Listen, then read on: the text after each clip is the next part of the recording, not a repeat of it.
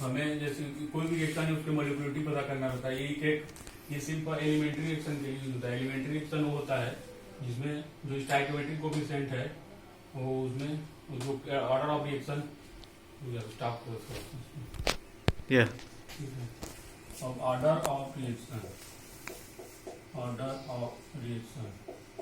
इसको small N से represent करते हैं। कोई भी रिएक्शन है उसका ऑर्डर क्या होगा वो उस पर, तो अगर n इक्वल टू 0 हुआ तो वो होगा 0 ऑर्डर रिएक्शन। इसी प्रकार n इक्वल टू 1 है ये होगा first order reaction. n equal to 2 है तो हो जाएगा सेकंड ऑर्डर रिएक्शन।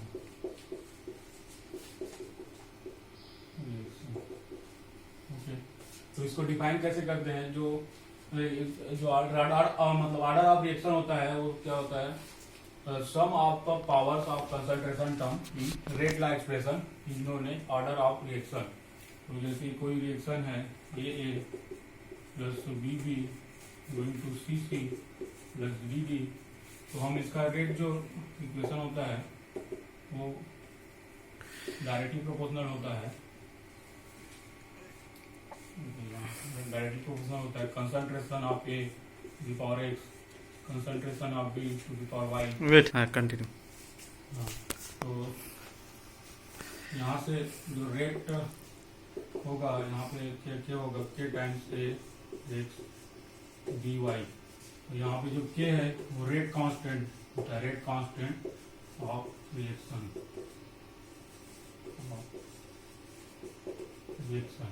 इसी को ये rate equal to K into concentration of A to the power X into concentration of B to the power Y, ये होता है रेट एक्सप्रेशन। और इसी को बोलते हैं रेट लॉ। रेट लॉ भी बोलते हैं rate.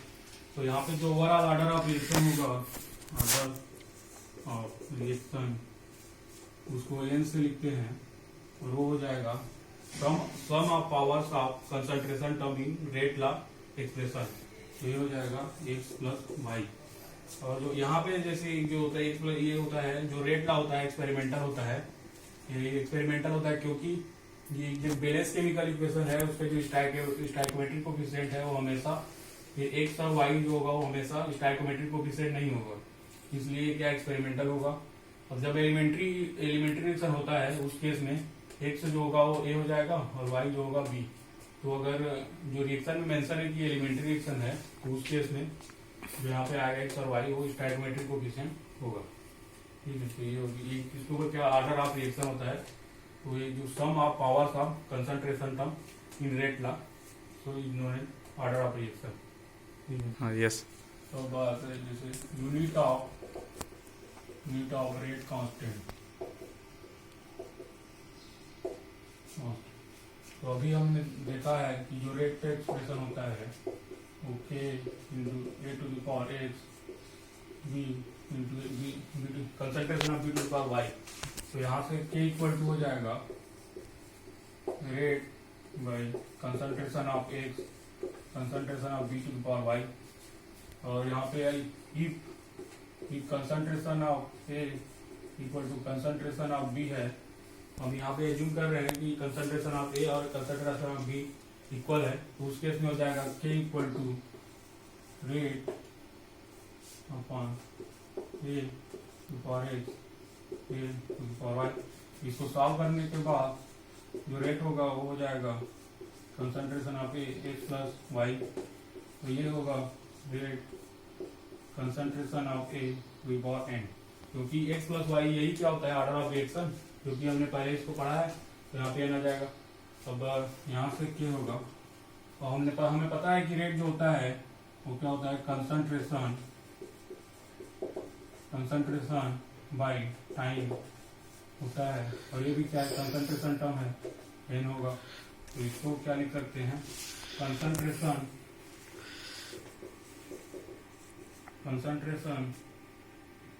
Upon concentration to the power N, और यहाँ पे टाइम आ जाएगा।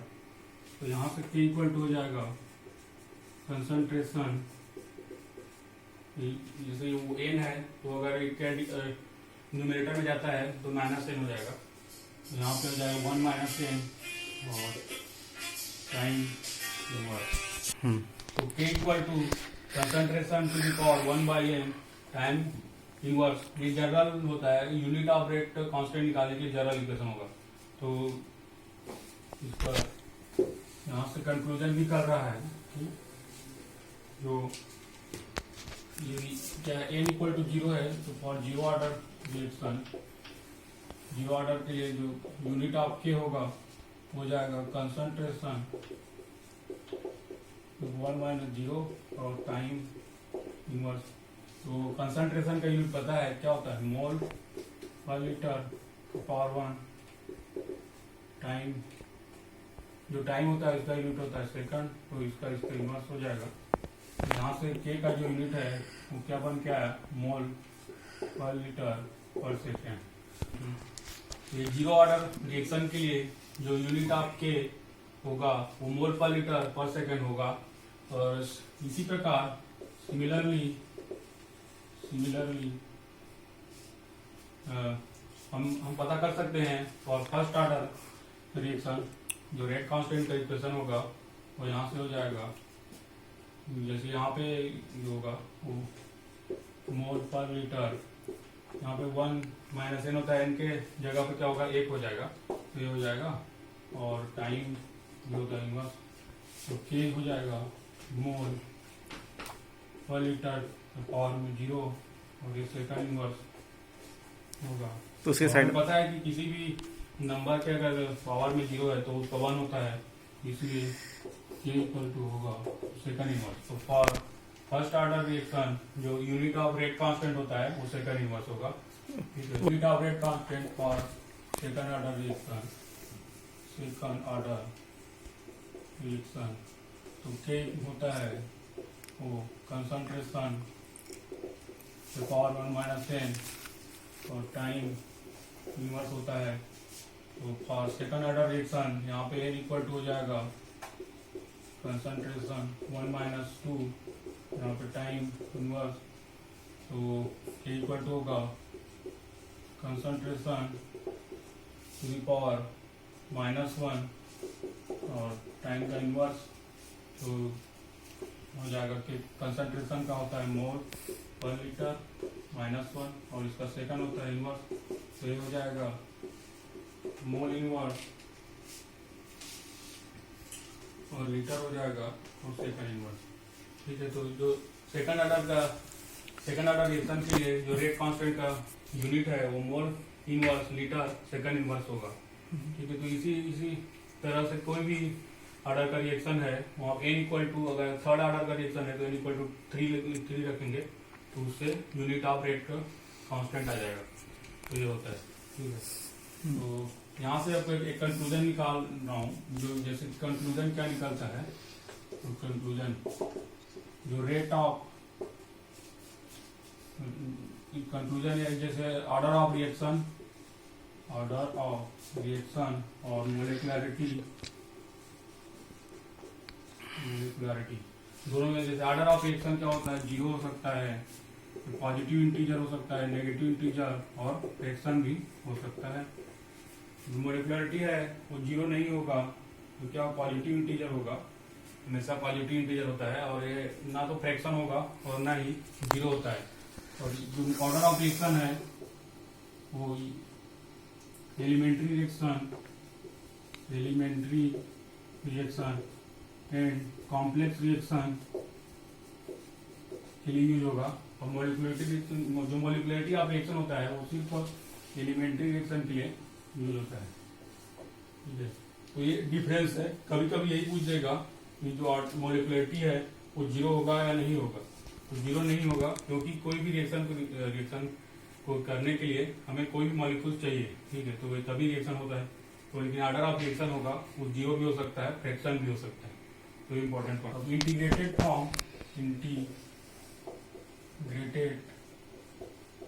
Form of rate of reaction बताऊंगा। इससे पहले जो हम रेट का इक्वेशन पढ़े थे, जैसे रेट इक्वल टू के कंसंट्रेशन, हमें पता है कि जो रेट होता है उसको K into concentration of A to the power X into concentration of B to the power Y. तो ये जो रेट होगा इसका डिफरेंशियल फॉर्म हमें पता था। डिफरेंशियल फॉर्म होता है D R by D T equal to K A X B. ये होता है differential form of rate equation. ठीक है, तो अभी integrated form of rate of reaction पता करना है। तो for zero order reaction n equal to zero होगा। एक रिएक्शन लेते हैं A is going to R is going to P, जो पे R या रिएक्टेंट है और P प्रोडक्ट है।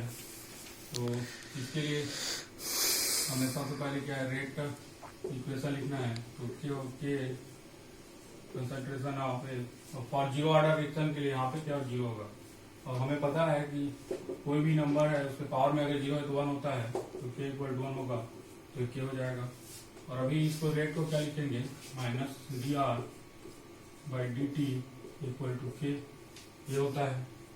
अब इसको और सॉल्व करेंगे तो हो जाएगा D R by D T equal to minus के।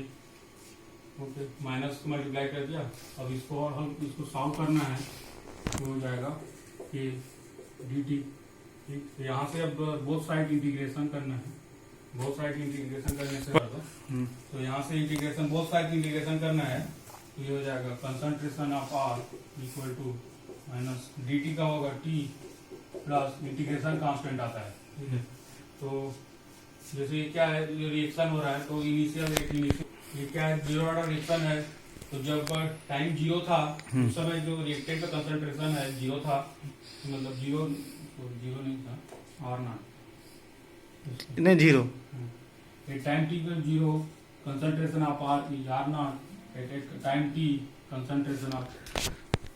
तो यहाँ पे इसको जैसे टी इक्वल टू जीरो रखेंगे तो जो आर का इनिशियल कंसंट्रेशन आ जाएगा आर नॉट के जीरो प्लस आई, इंटीग्रेशन कांस्टेंट का वैल्यू आ जाएगा आर नॉट। ठीक है, तो इसको जो इस इक्वेशन है इक्वेशन नंबर 1 उसमें आई का वैल्यू रखेंगे तो यहाँ से हो जाएगा are equal to minus K T plus are not. ठीक है, तो ये क्या होगा, जीरो ऑर्डर रिएक्शन के लिए जनरल रेट इक्वेशन है। ओके, के लिए हमें पता चल गया कि जो आर नॉट होगा वो माइनस के टी, आर होगा वो minus K T plus are not होगा। ठीक है, ये हमें जैसे कोई भी इससे हम जो जनरल लाइन का इक्वेशन होता है y equal to M X plus C, वहाँ से कंपेयर करने से जो यहाँ पे m होगा वो माइनस क्या आ रहा है और c होगा वो आर नॉट आ रहा है। तो ये m जो होता है स्लोप होता है और c होता है इंटरसेप्ट होता है।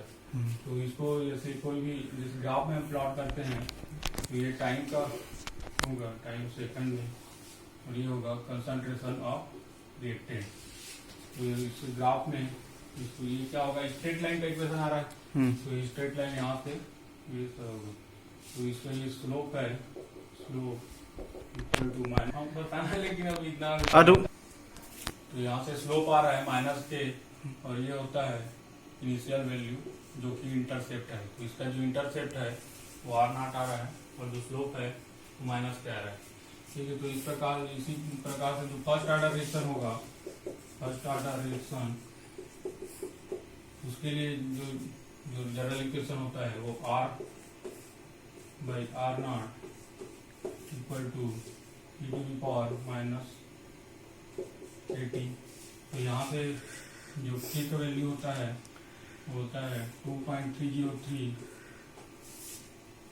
T log R naught by R. ठीक है, तो ये इसका जो फर्स्ट ऑर्डर रिएक्शन के लिए जनरल इक्वेशन है। इसके लिए हम integrated form of rate equation निकाल सकते हैं। ऑफ रिएक्शन ऑफ रिएक्शन इसको टी ऑफ से रिप्रेजेंट करेंगे। तो ये होता है it is time eight which concentration of reactor reduces to half of its initial value तो टी जो होगा टी हाफ होगा, उस केस में जो कंसंट्रेशन ऑफ आर का है वो half of concentration of reactant at initial time. तो फॉर जीरो ऑर्डर के लिए हमें पता है कि जो आर नॉट होता है वो माइनस के टी, जो आर होता है minus K T plus are not होता है। यहाँ से हम पता कर सकते हैं कि जो के है वो R naught minus R by T होगा। तो यहाँ से टी जो होगा वो R naught minus R by K होगा। तो एक टी हाफ, ये टी जो होगा वो टी हाफ को लिखेंगे, तो यहाँ से हो जाएगा R naught minus half concentration of R at initial by K. तो टी हाफ जो होगा वो R concentration of R naught by 2k। ये जीरो ऑर्डर रिएक्शन के हाफ लाइफ का जो इक्वेशन होता है वो T half equal to concentration of R at initial by 2k। Yeah, continue. Similarly जो फर्स्ट ऑर्डर रिएक्शन है उसके लिए जो टी हाफ का वैल्यू होगा हो जाएगा टी हाफ 2.303 बाई के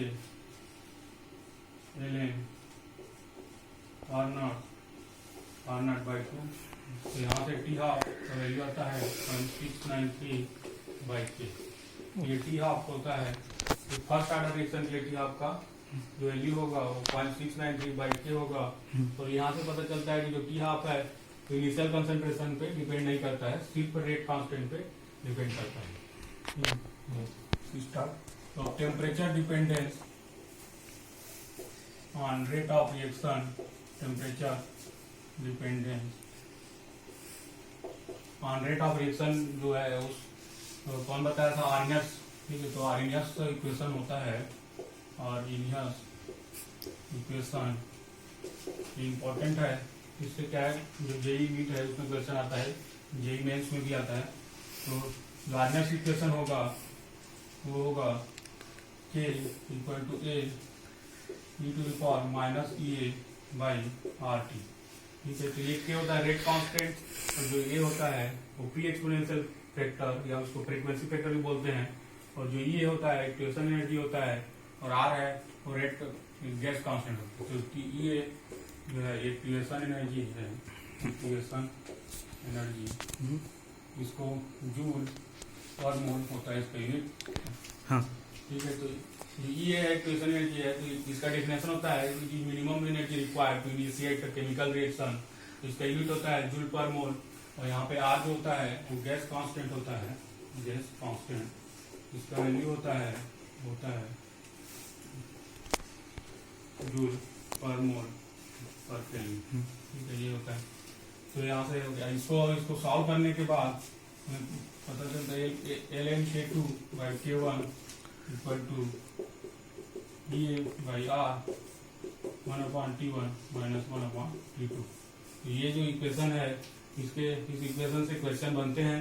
क्या बोलेगा, ये temperature T1 rate constant K1 है, तो ये T2 हमें रेट कांस्टेंट निकालना है, तो उस फार्मूला से उसको निकालेंगे। तो ये क्या इम्पोर्टेंट इक्वेशन है, इसको कहाँ से आता है, आर्नियस इक्वेशन। ठीक है, तो अब ये होता है जैसे टेम्परेचर को हम 10 टू द पावर 0 से इंक्रीज कर रहे हैं, तो जो रेट कांस्टेंट होगा वो क्या होगा, डबल हो जाएगा, 2 टाइम्स हो जाएगा। ठीक है, 2 टाइम्स हो जाएगा। तो कोई भी जैसे रिएक्शन हो रहा है, टेम्परेचर 10 टू द पावर 0 से अगर इंक्रीज कर रहे हैं तो रेट कांस्टेंट होगा वो 2 टाइम्स हो जाएगा। ओके, ठीक है, तो यहाँ तक मैं बताया। अब इसमें मैं समराइज करूंगा क्या क्या मैं आज पढ़ाया। ठीक है, तो फर्स्ट हम क्या हुए, जो रेट केमिकल काइनेटिक्स है उसका डेफिनेशन बताया। फिर उसके लिए जो इम्पोर्टेंट जो होता है जैसे फिजिबिलिटी, एक्सटेंट ऑफ रिएक्शन और स्पीड ऑफ रिएक्शन। उसके बाद हम लोग क्या रेट ऑफ केमिकल रिएक्शन को बताया। ठीक है, उसके बाद जो unit of rate of reaction है and unit of order of reaction है, रेट कांस्टेंट उसको बताया। फिर उसका डिफरेंशियल इक्वेशन और जो integrated form of chemical reaction होता है फर्स्ट ऑर्डर सेकंड ऑर्डर के। फिर हम लोग मैं बताया कि जो टेम्परेचर डिपेंडेंस है वो क्या होता है, तो उसको आर्नियस इक्वेशन से उसको मैं बताया। ठीक है, तो उसका फाइनल इक्वेशन आया ln K2 by K1 equal to A by R 1/T1 minus 1/T2। Okay, हाँ, थैंक यू। ओके, ठीक है।